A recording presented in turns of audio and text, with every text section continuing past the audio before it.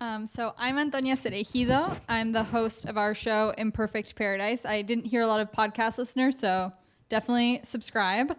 And this is the third of these KCET screenings that we've done with Artbound. And I have to say, for me, this is the most personally invested I feel, because I went to journalism school. I'm first generation, and I just feel like a lot of the themes that were brought up in this film are themes that are very personal to me. So I just want to thank you all for your work and also for being so open with your experiences. It's really moving. So I'm going to introduce our amazing panelists. Storme Sweet is a documentary filmmaker who was amongst those who formed the Black Filmmakers Collective as part of the independent Black cinema movement, along with Alile. And she has taught secondary education and lectured at Cal Poly University Pomona.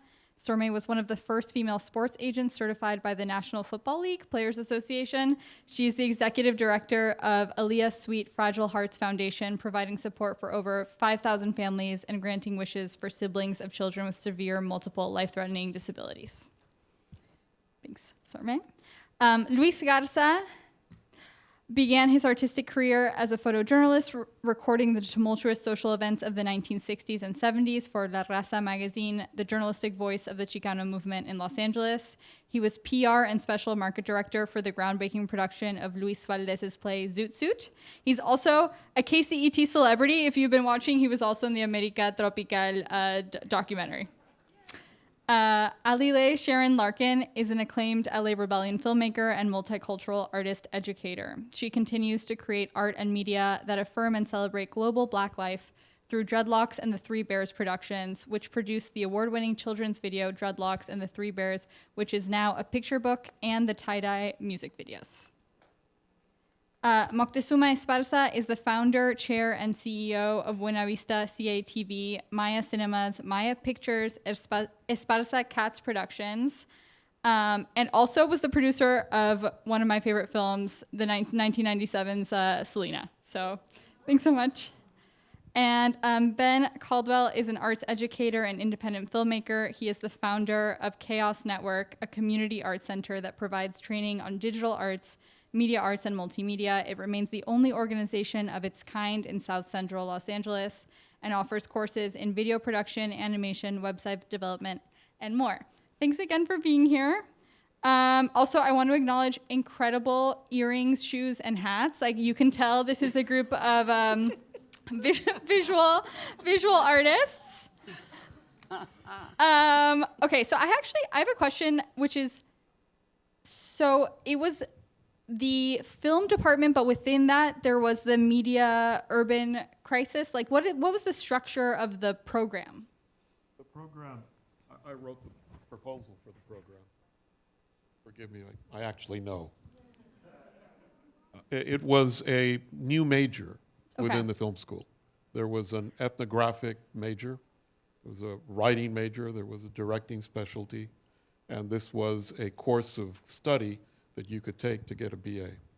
And it was Media Urban Crisis was the name of it? No, it was called Ethnocommunications. Ethnocommunications. Media Urban Crisis Committee was a study that was campus-wide that focused on the issue of the portrayal and stereotyping of people of color.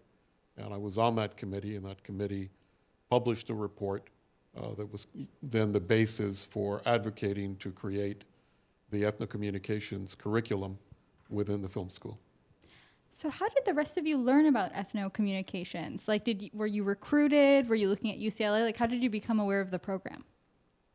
As one of the original draftees to that, Moctesuma, we bumped into each other in Campbell Hall.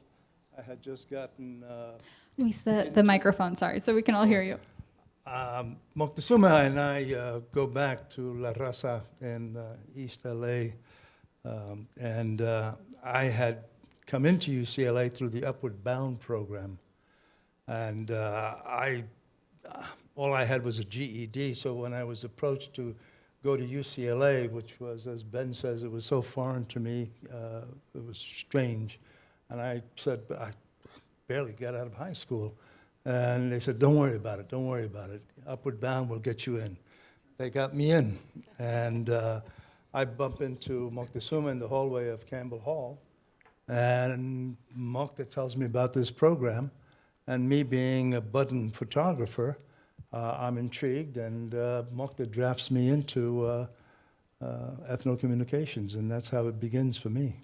Eliseo Taylor and I recruited all the students. Oh, wow. So there were 12, 4 African Americans, 4 Asian Americans, 4 Chicanos, and 4 Native Americans. And I became 13. I was not intending to be in the program. I was just organized it. But then you're like, it looks so cool, I gotta be in it. no, not at all. No, I was a history major.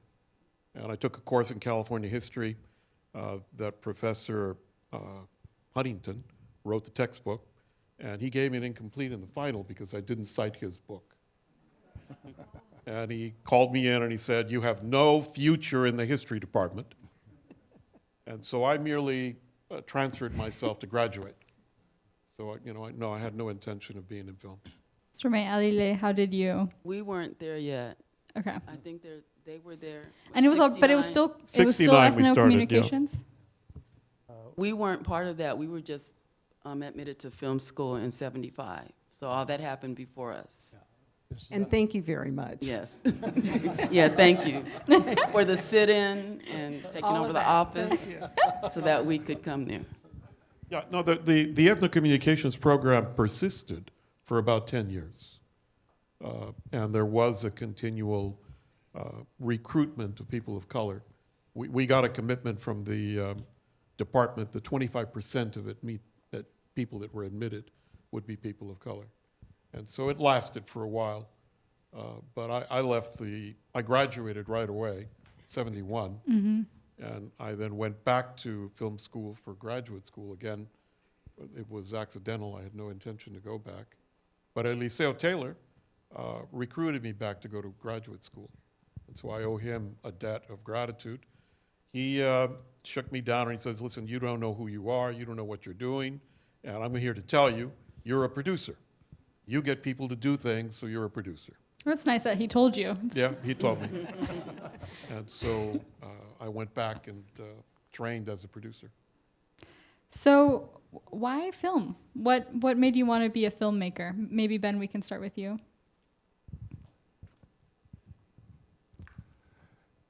I didn't. Yeah, I always wanted to be an animator. So I got drawn into animation. And so as soon as I graduated from high school, I got accepted into an art school that was run by a Disney animator. And it was a college, not a university. Mm-hmm. And so they drafted me as I was in the middle of the cha-cha. So trying to get it down. But then after I graduated, one of my professors suggested that I should go to film school at UCLA and I should apply. And so I applied and I got in. And so all of what these guys did, I just read about it. And the part of ethnographic that I used was just the name because it meant that we could get cheaper done black and white film at CFI. So I used the word ethnographic and it worked.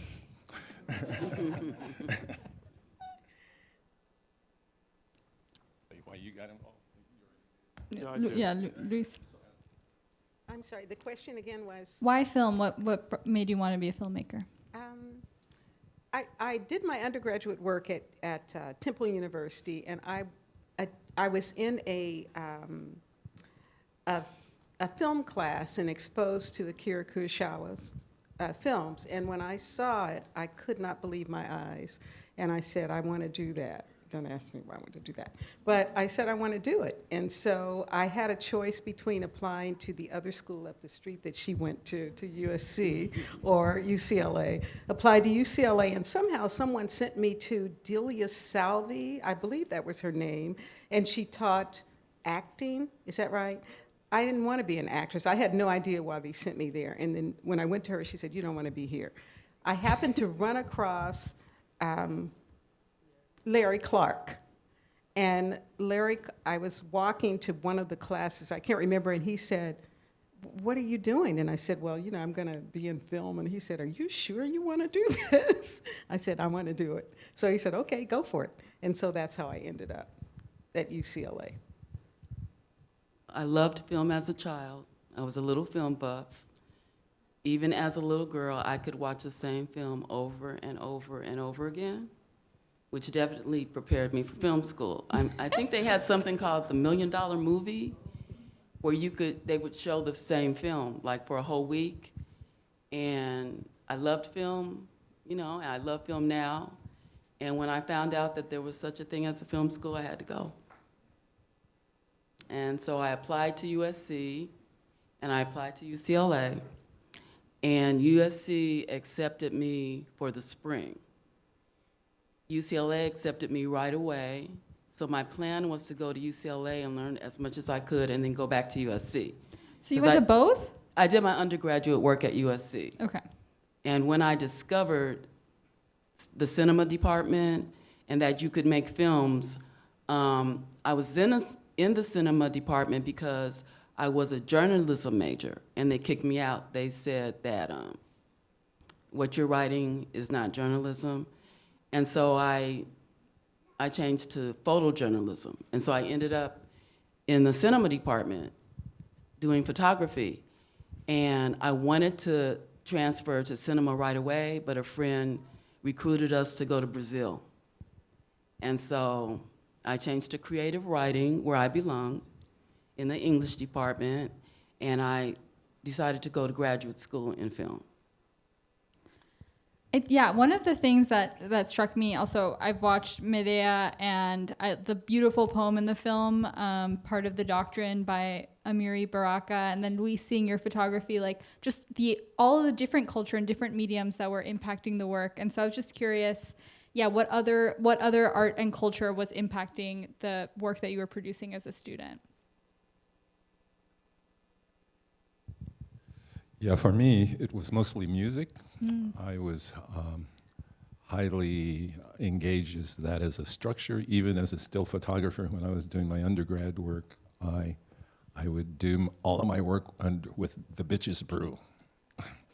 It was just busting out at that time, and so I was just using that as my gunner, as the way to kind of work through all of the ideas and feelings, because he had a myriad of feelings and colors and things that you could play around with that was really good for my initial still photography work, because I tended to do stills, but I also wanted to paint light onto my photographs. So I ended up imbuing each photograph with more energy than just the photograph had, as a way to kind of play around with color and chemicalizations of change that the images go through with hypo and D78 and D76. Yeah, that was it. D76 developers and all of that kind of intermixing with each other and playing off the technology with the lights and chemicals and all of that as a way to produce a one-of-a-kind picture. And so it was a kind of fun way for a geek to play around. Yeah, Luis. On my part, going into cinema, documentary filmmaking, the photograph, the camera, the still camera is my raison d'être. It becomes my entree point to further the capturing of image and storytelling. That is something that I began to expand upon as I got deeper into the photographic narrative, the storytelling aspect of what a singular image can do and what a continuation of images can do. And so that leads me into television work, documentary work, specials, theater, nonprofit arts organizations. All of these are parts of the art culture that I enter into. But it is the still camera that allows me that entree point. And to this day, it helps to define who I am and what I am. And the fact that I took all those photographs that I took has proven to be a resource for many, many documentaries and publications that are taking place. So I'm blessed in that I've got an archive of 8,000 to 15,000 negative images, both black and white and color. And so KCET has been tapping into my files, and 50 years later, I'm glad I didn't throw it out in an artistic rage, you know. Likewise, I love documentary filmmaking, and I've always liked it because I like people's stories. I want to really get into people's stories. When I was growing up, I remember as a child interviewing, I didn't know I was really interviewing them, but I was very inquisitive about how people lived. I had a lady next door growing up, and she worked roots. And I wanted to, you know what I'm talking about. I wanted to know what that was about. You know, like if you didn't like someone, you would sort of put a spell on them or whatever it was that people did. And so I was very inquisitive about it, probably too much so. And then, of course, in my single parent family, I was just so curious as to how someone could raise 3 children by themselves, active children. And then Alile actually introduced me to Glenn in the film, who was a single parent. I had never met a man who was raising his child alone. And I believe his spouse had committed suicide. Yes. Is that right? Yes. Yes, I believe she had committed suicide. I was just very curious, and that's why he was in the film. And the other, one of the other ladies in the film, I believe she was overwhelmed raising her children, and so she ended up going to another country for a while and leaving her children with someone else. And those stories just, you know, I was just so curious about it. And also a film that I did that I believe is archived as well was superstitions that athletes have. And I just, you know, being a sports fan to some degree, not really heavily into sports, but I noticed that there were rituals. And so I wanted to know more about it, and that's how I ended up doing those kinds of films. But I was still am very interested in documentary film. Awesome. Yeah, Moctesuma. Well, for me, filmmaking is about emotion. It's about telling a story that will evoke a deep emotional response. And that's what I saw was available to me as a producer, was to be able to pick the stories that moved me and that I could then bring to the reality. So, and what inspired me were 2 movies in particular. Luis Valdez's I Am Joaquin, which is an epic poem by Corky Gonzalez that he animated and that we saw in the basement of La Raza newspaper. I don't know if you were there. You may have been there. I think we all looked at it together. Yeah. And this is like 1967, 68. And it deeply moved me. And then the other movie that I saw around the same time was Battle of Algiers. And there was a whole group of us that went and we saw it. And the fact that the movie was a historical recreation of an event that was a liberation movement and the commitment of those people to their freedom. And that was the mood at the time. We were all in that space of we were revolutionaries. At that time that I had the sit-in, I was out on bail from 2 grand jury secret indictments.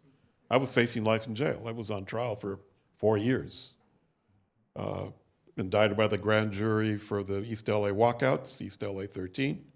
A year later, I was indicted for the Biltmore 6. I was the founder of the Brown Berets, along with a dozen other guys. And the Black Power Free Huey Newton rally of January 1968, I was one of 2 people who spoke and declared war on the United States and racism. 6 months later, I was facing life in jail. Wow. So This was a moment where we believed that we could actually change the world, and we have. Just not as fast as we were hoping for. Yeah, so true. Aliah, do you want to? Yeah, I think that one of the things we know is that our work takes on a life of its own.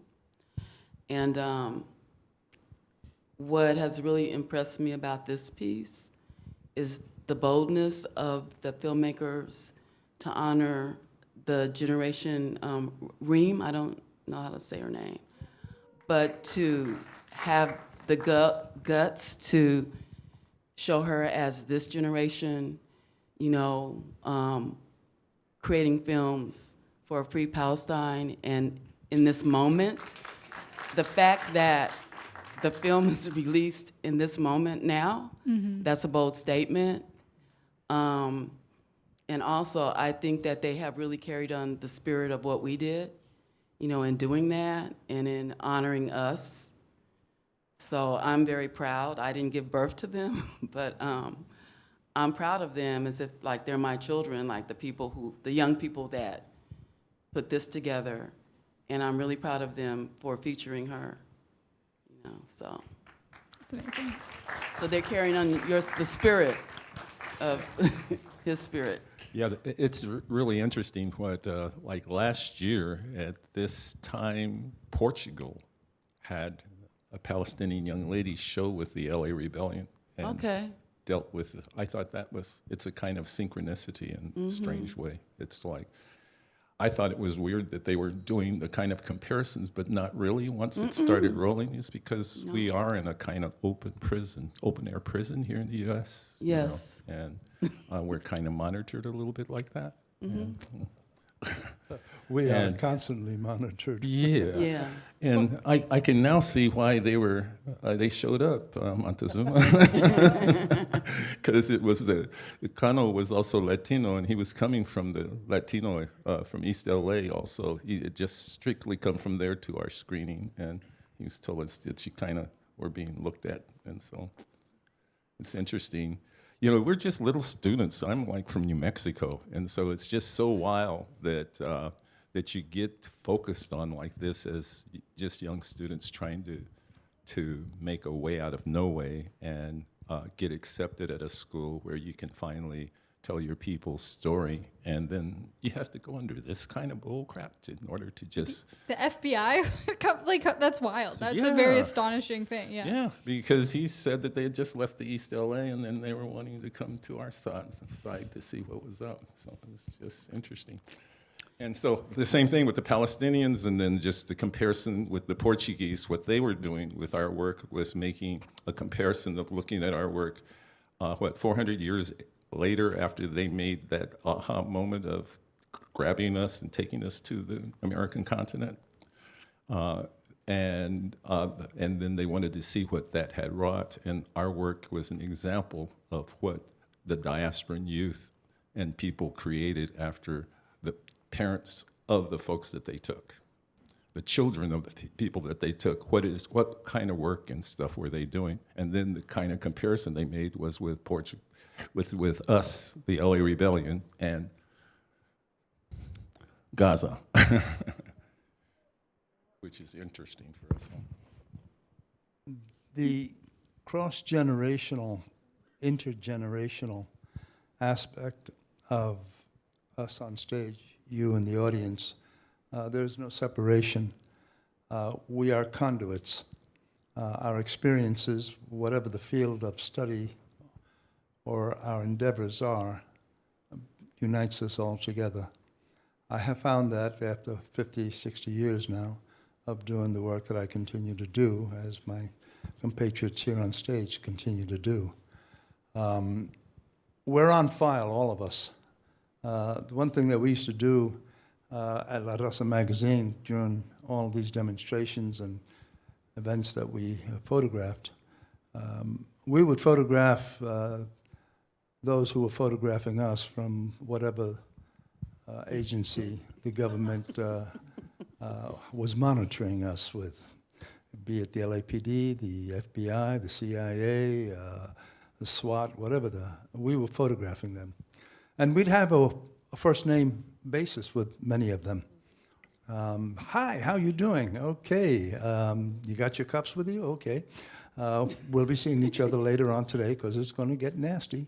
And many times at these events, you never knew what was going to happen. And so you pack up your cameras, load your film, and it was like going into a war zone.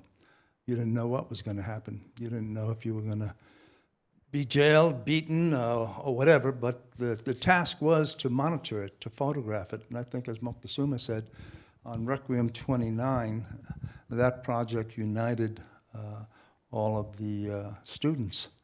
And it became a joint project.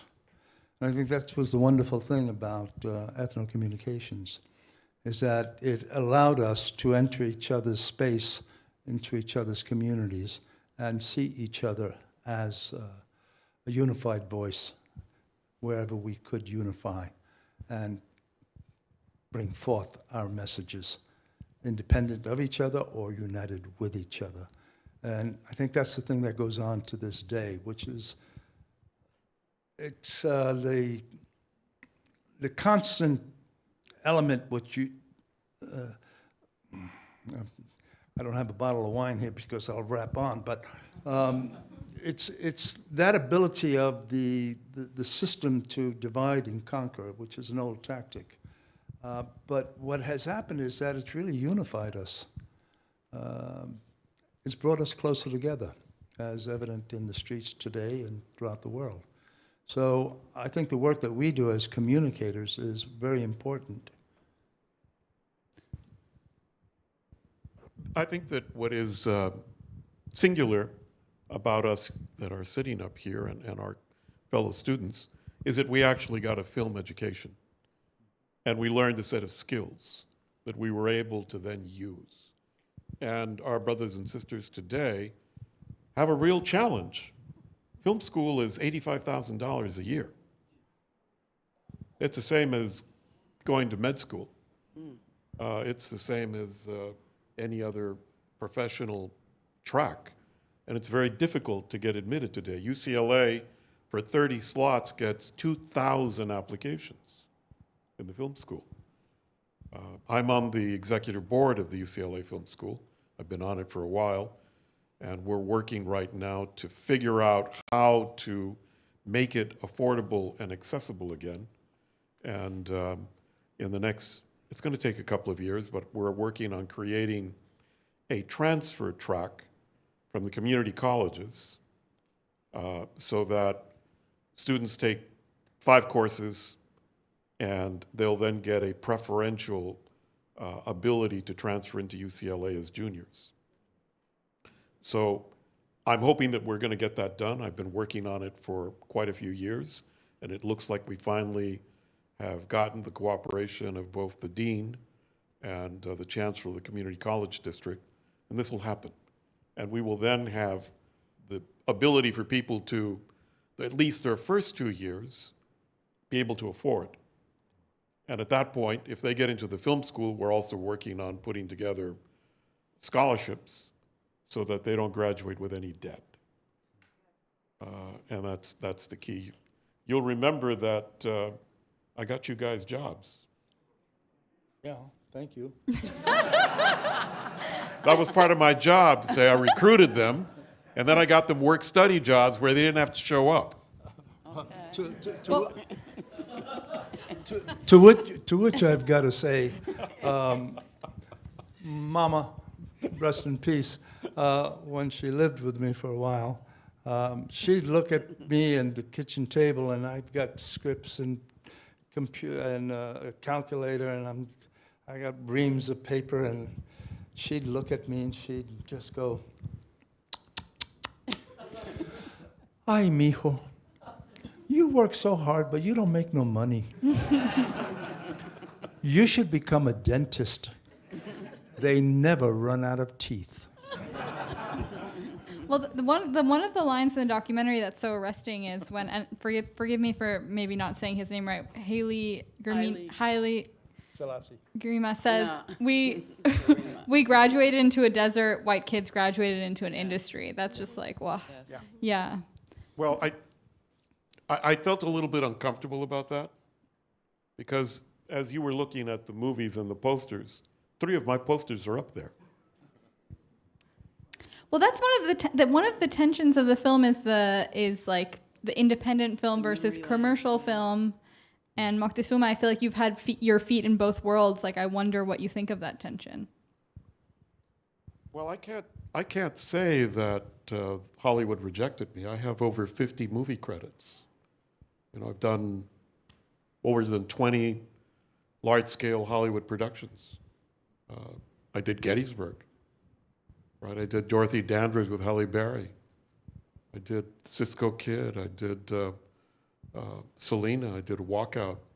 You know, I did a whole bunch of movies that I'm very thankful that I was able to do that. And I started a cable TV company, and I had 15,000 customers, right? In Buena Vision, East LA, I brought cable TV to East LA, right? And I had a studio. I financed over 100 movies. I lost it. I got killed by the bankruptcy of Blockbuster. That took down my company. And now I've started a movie theater circuit. I have 88 screens in 6 locations. And I'm about to build several more. So I can't say that it can't be done because I did it. One of the other scene that's very moving to me is seeing people walk the halls. Like, what for you, Ben? What was like the experience of being back at the building? Well, it is interesting for me because I did try to do Hollywood. I worked as an intern with Peter Guber for about 3 years, and I didn't get that kind of an interest into our work.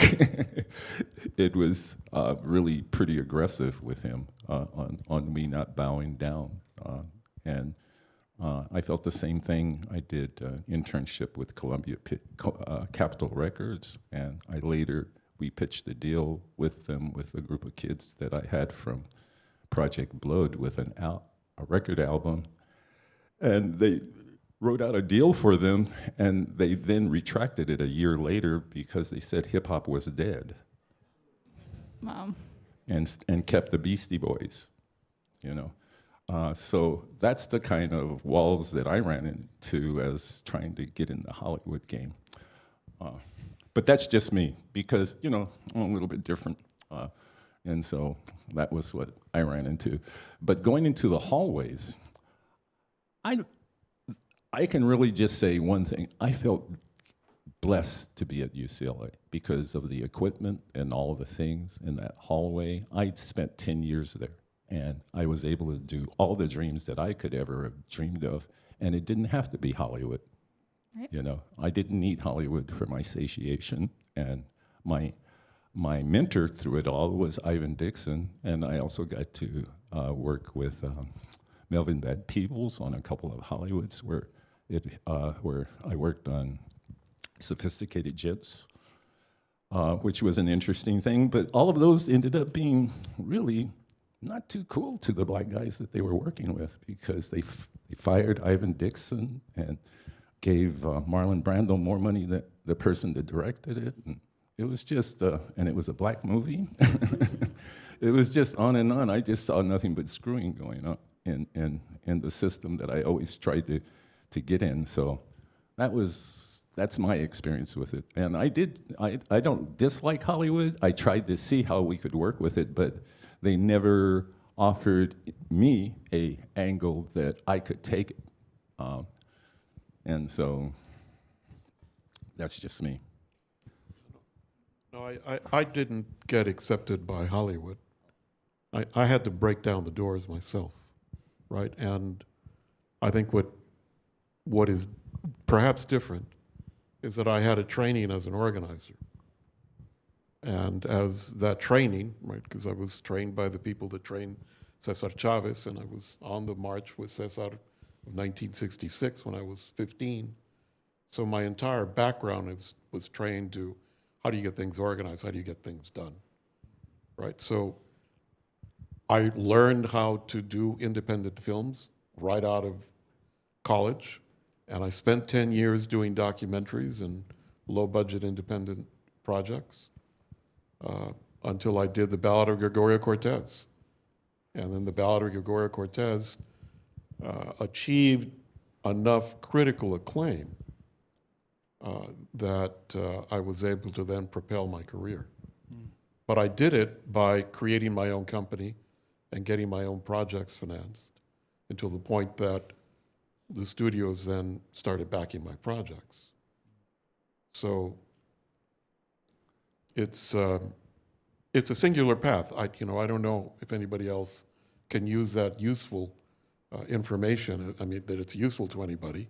I think our collective feelings, our collective way of going at it is because, like I've been able to buy buildings and move within things, but it's within the context of being independent. But my life isn't over. We're going to have a lot more fun. Okay. I didn't know what I wanted to do after I finished film school, but I knew I wanted to make money and make a decent living. I also knew I did not want to be in Hollywood, the LA thing. And so it took a while for me to figure out what I wanted to do, which is why I went to law school, because I just thought, I can't make any money doing, producing my own films and all of that. When I was at UCLA, the reason why I was in video is because I couldn't afford film. And as I said, I would get, you guys would give me your videos that you shot on video, and then would give the videos to me, and I would erase the videos. It's the truth. I erased them, and then I shot my videos for my projects. And that's how I got through, because I was really poor. You guys must have had money going through school. No, we didn't have any money. I don't know how we made these films, because Didn't I just tell you that we had no money. Mama just said to me, Well, we didn't have any money. Yeah. Well, what I ended up doing is I worked through school and I used the money that they gave us for Our work study. for our work studies and Yeah. all of that. Even my grant, I used all of Yeah. my grant money to pay for the film because I knew it was only one chance that I was getting in this world. And so I used all of the money, and I had to explain to my wife that this money is going toward why I got in school, and that I'll work just like as if I didn't get the grant. So that's how I ended up making it through, and I did counseling for veterans as a way to go through school, and so I had a city job along with going through college at the same time. Well, you should have written a book or something and passed it down, because I didn't have the benefit of that information. Well, I'm glad you say that because I just finished the book. That's right. That's right. He did. that's a, His Which, book by is the way, out. it's called Chaos Theory. Thank you. Yeah, he did. He Well, did write it down. that's a how-to book. And Ben has his how-to book, Mocte has his how-to book. We all got a how-to Yeah. book. And the trajectory that each of us evidently has gone through to get to this stage is different. Yeah. And you find your focus, as Mocte has, as Ben has, as you all have, as I have. I've come back to my origins as a photographer. And but the pathway brings you to all of these other areas. Each of us has refined and polished ourselves with the experiences of the decades that we've been through, managing to stay in that field that we love intellectually and spiritually. And so I look at that, and I'm blessed to be here with all of these storytellers. And that, to me, is really the prime reason to continue, because I view myself and others here as conduits. I just am an electrical charge passing it on. The baton is passed on to that next generation. And this documentary and other documentarians who are doing the work with PBS and KCET are a perfect example of that baton passing process. So thank you, PBS. That's a good point. Yeah, and which, by the way, it was nice working with the UCLA posse like Byron and Kitty, them on putting this together. Good job. Yeah. Good job. Some ex-UCLA folks, yeah. Yes. Good job.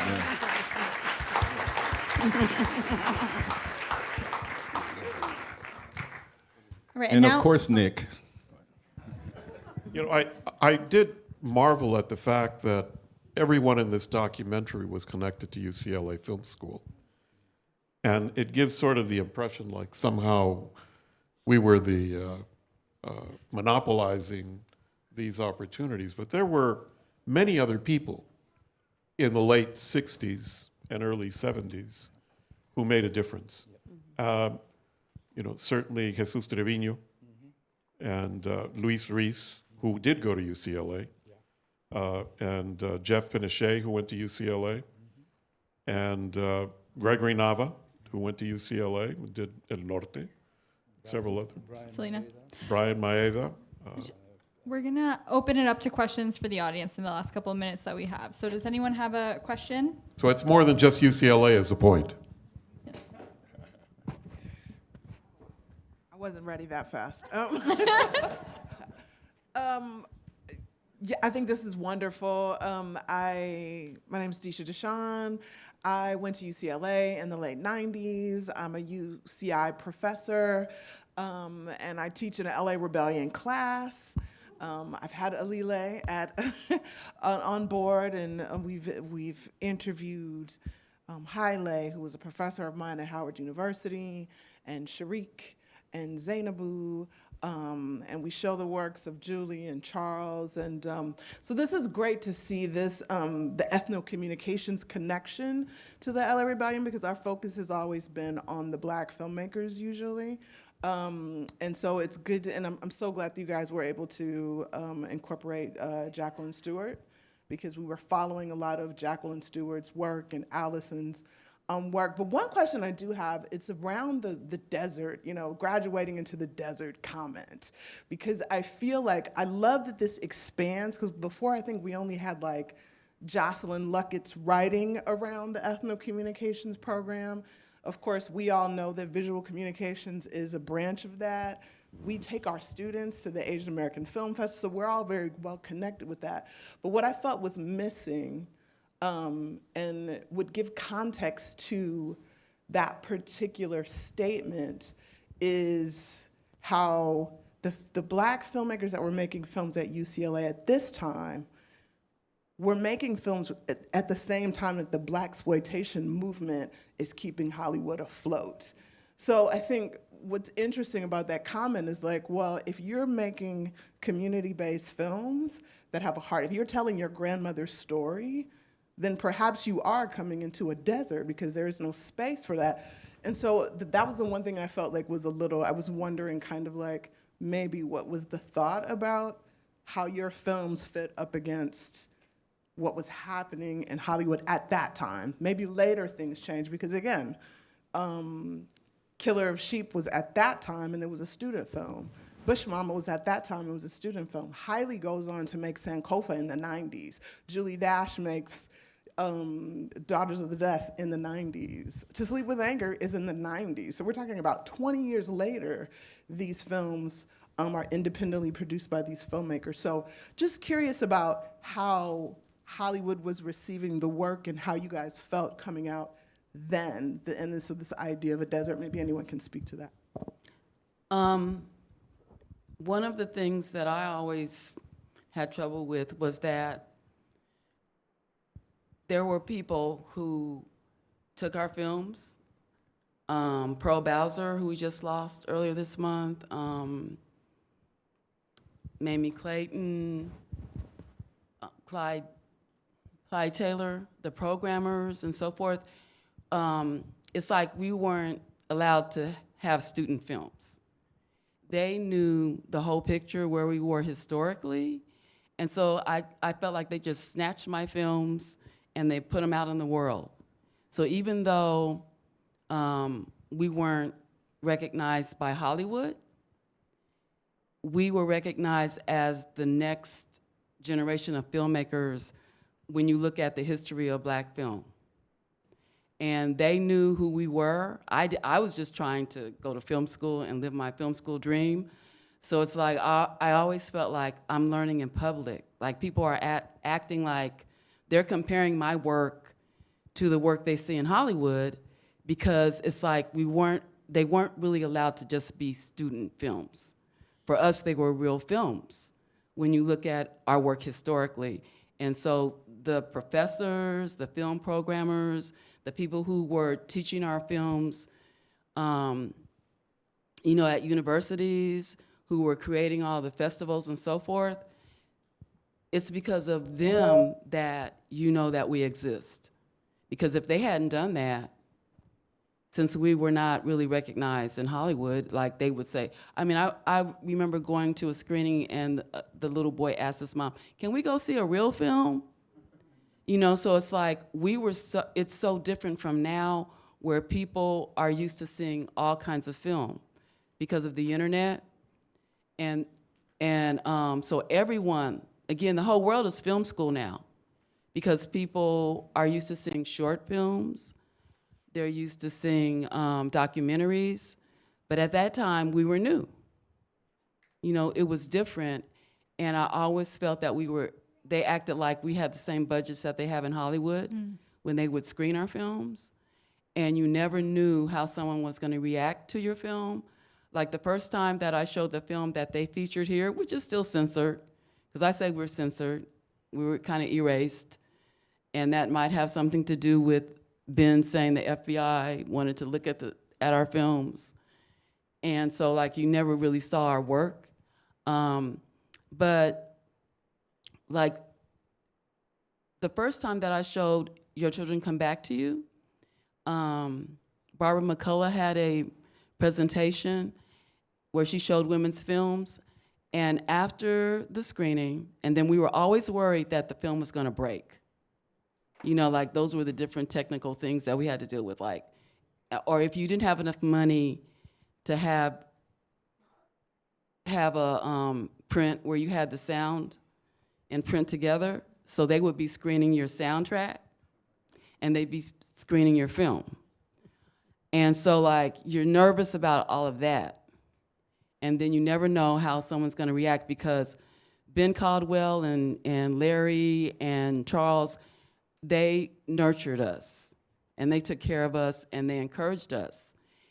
But when you went out in public, I remember this woman came up to me, this was a black woman, and she told me that she worked in Hollywood, and she told me my film was the worst thing she had ever seen.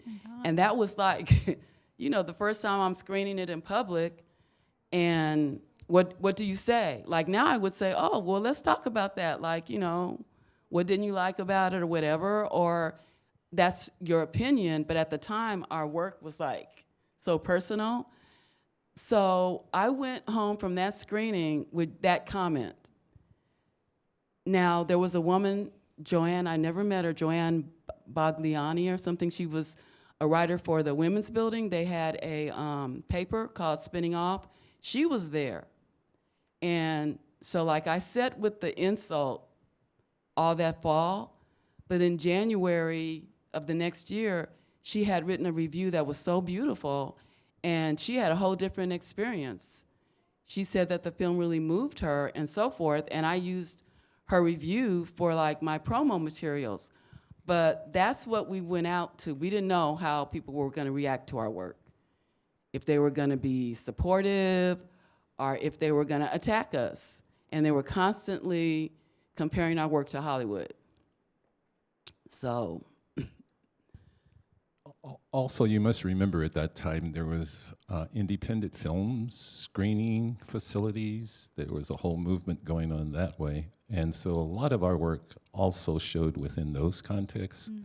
And for my work, it's mostly experimental looking. So my work did pretty well within the experimental genre because it pushed it. So it showed in museums and colleges and stuff like that, so we could go on tour.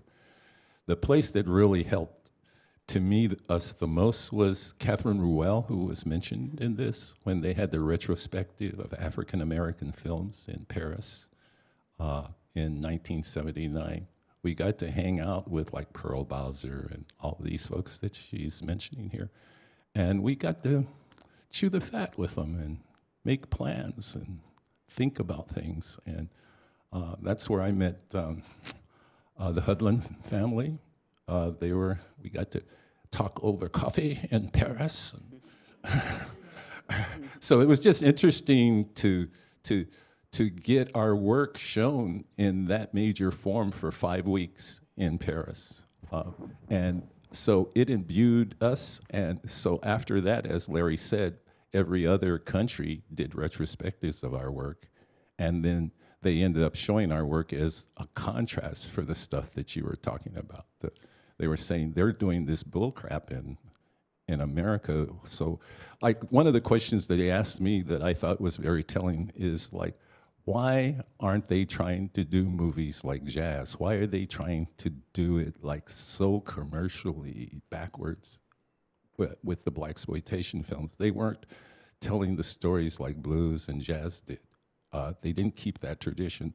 So that's been my whole focus as a teacher, is to kind of, like at CalArts, I taught 15 years of how to, let's change the modalities of how we create our work, because they're done trying to copy the colonizers in the sense of structures. We have time for one more question.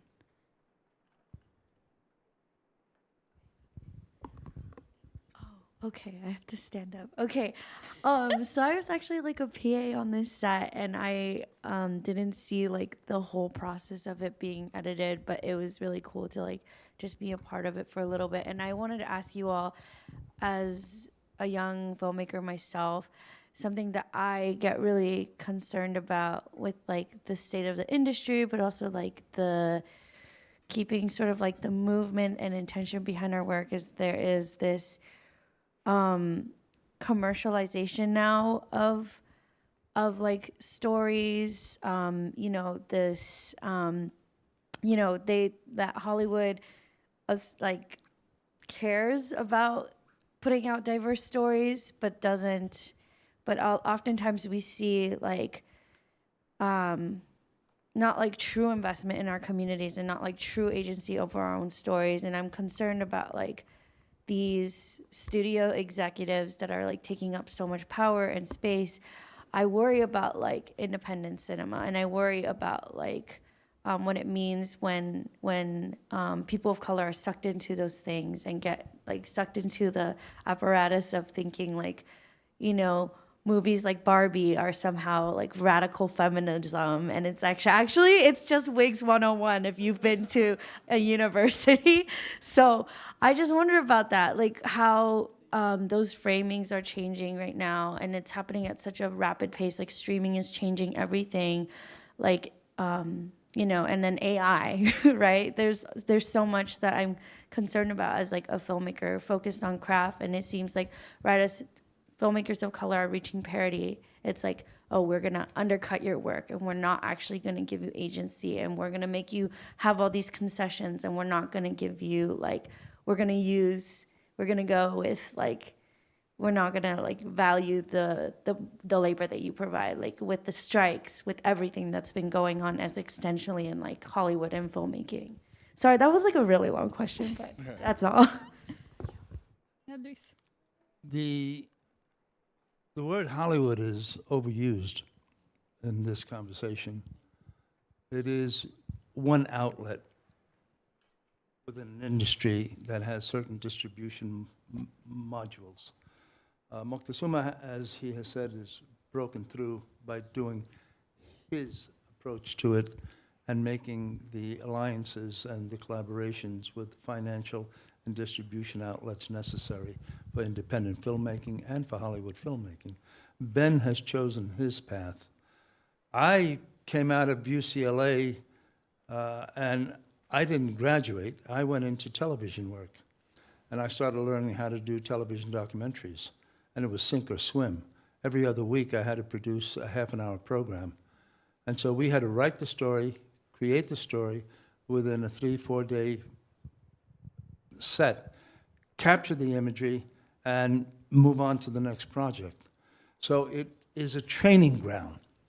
You currently, in terms of all the technology that is available, have that ability to craft your eye, to craft your story sensibility.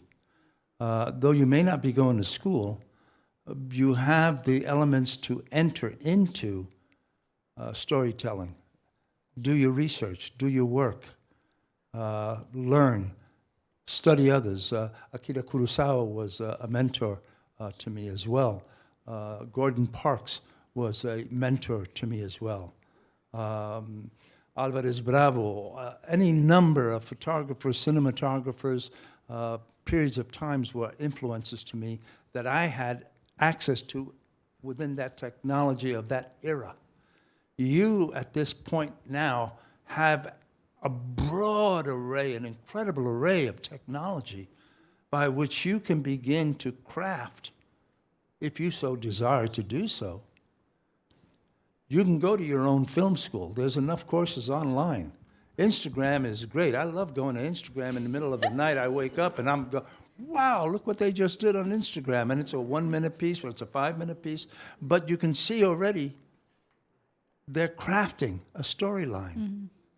They're using animation. They're using the visual sensibility. They're using the narrative. They're using the music. They're using all the compositional elements necessary for storytelling. Remember, it's storytelling. Well, thank you so much. We're out of time. This has been amazing. Thank you so much. People have lots of questions. You'll stick around to answer questions.